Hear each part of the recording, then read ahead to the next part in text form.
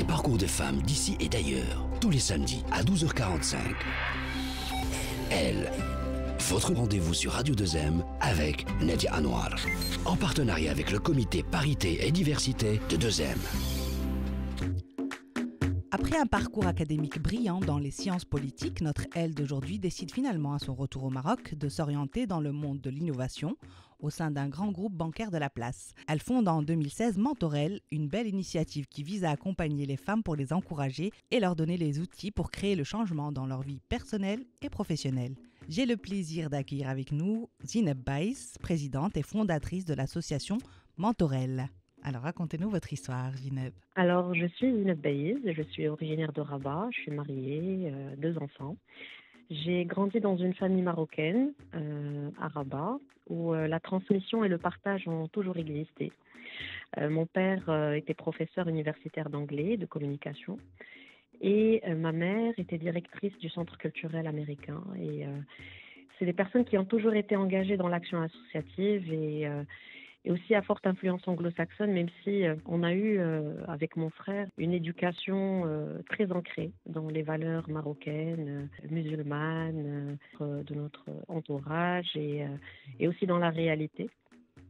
Et à la fois une éducation avec une grande ouverture, alhamdoulilah. Donc c'était une belle enfance.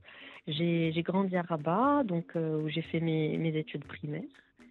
Dans le système privé et ensuite dans le secondaire et donc le collège-lycée, je l'ai passé dans le système public avant de rejoindre une école de commerce. Avant de découvrir votre passion pour les sciences politiques, étonnamment, vous avez commencé par le commerce. Pourquoi ce choix ?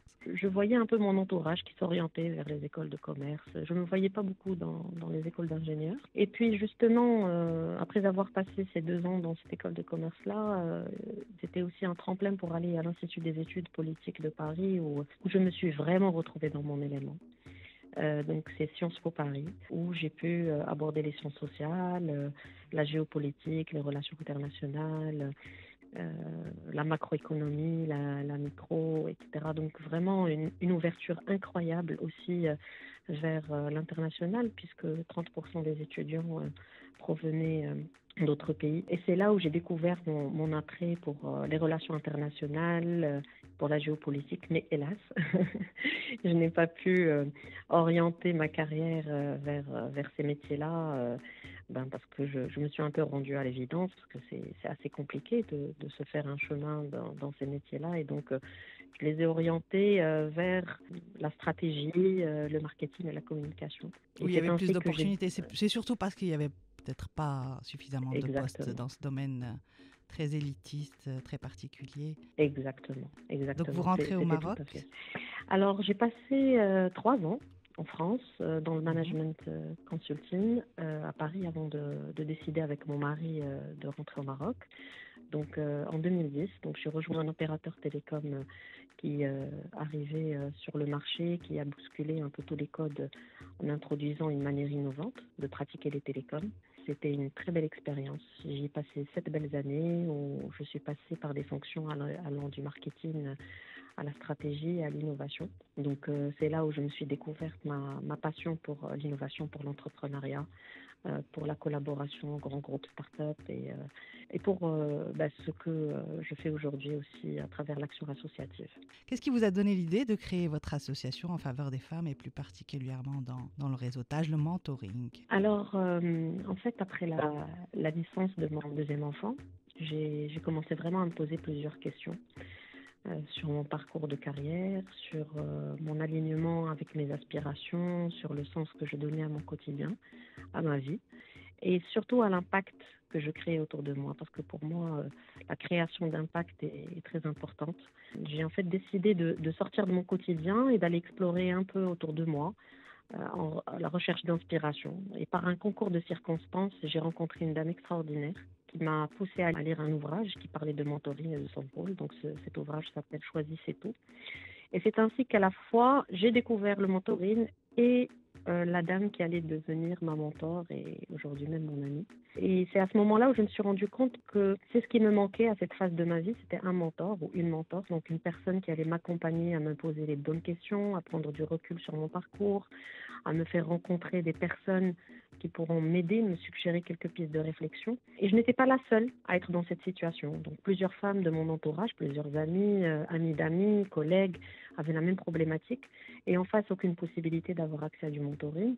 Et c'est comme ça que j'ai décidé de créer cette initiative où le mentoring serait mis au service de l'empowerment, donc ce qu'on appelle, en fait, j'ai du mal à trouver le terme en français, mais Oui. l'empouvoirment ou bien l'empowerment professionnel des femmes, à la C'est pas promotion de uniquement l'égalité des chances. l'autonomisation des femmes, c'est au-delà, c'est-à-dire les femmes reprennent leur pouvoir sur leur vie, sur leur carrière. C'est se renforcer quelque part. Exactement, c'est de mettre à disposition de ces femmes-là tous les outils et les moyens qui vont leur permettre de concrétiser leurs aspirations. Et le mentoring, au-delà d'être un accélérateur de carrière, il aide à la promotion de l'égalité des chances, permet la promotion de la diversité et l'accès à ses ambitions, à ses aspirations, quelles qu'elles soient. Donc voilà, c'est ainsi que l'association a été créée, mais pas seule, mais avec un ensemble de femmes et d'hommes qui aujourd'hui sont bénévoles et engagés. Alors c'est ça qui fait la particularité de votre réseau, c'est que c'est mixte. Oui. Quelles sont vos cibles de femmes et comment vous faites concrètement pour en faire bénéficier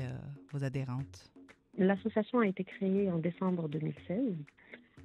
Donc nous avons des mentors hommes et femmes, mais les bénéficiaires, c'est-à-dire les mentees, ce sont des femmes. Ce sont des femmes qui ont à peu près 10 ans d'expérience, une certaine idée par rapport à leurs besoins, à leurs attentes, à leurs lacunes. Qui sont déjà en place, elles ont entre 30, trentenaires, quarantenaires. Voilà, exactement. Voilà, qui sont en place et qui se cognent à ce fameux plafond de verre. Totalement, exactement. C'est un plafond de verre, mais aussi, parfois, vous savez, il y a des femmes qui vont faire des choix même en dehors de l'entreprise, même des choix personnels d'aller vivre leur passion, je ne sais pas, en allant dans le monde rural, lancer une initiative ou bien aller faire le tour du monde ou je ne sais pas, c'est ça, en fait, prise de que conscience. nous souhaitons accompagner. Oui. Exactement, exactement. C'est le parcours de vie plus que le parcours professionnel. Totalement, totalement. Sachant que les deux sont totalement interdépendants. Oui, bien sûr. Donc ces femmes-là, nous les recrutons donc à travers une demande. Donc nous faisons remplir un long formulaire. Où elles vont exprimer un peu leurs besoins, elles vont expliquer leur parcours de carrière, où est-ce qu'elles en sont, quelles sont leurs aspirations et aussi comment est-ce qu'elles peuvent contribuer à la communauté parce que nous sommes aussi dans une logique de give back. Nous avons aussi parmi nous des jeunes pousses et nous sommes créés un écosystème de partenaires. Donc nous sommes heureux d'avoir avec nous aujourd'hui comme partenaire Sahem Fondation Sahem, Duartec et Inspiring Girls.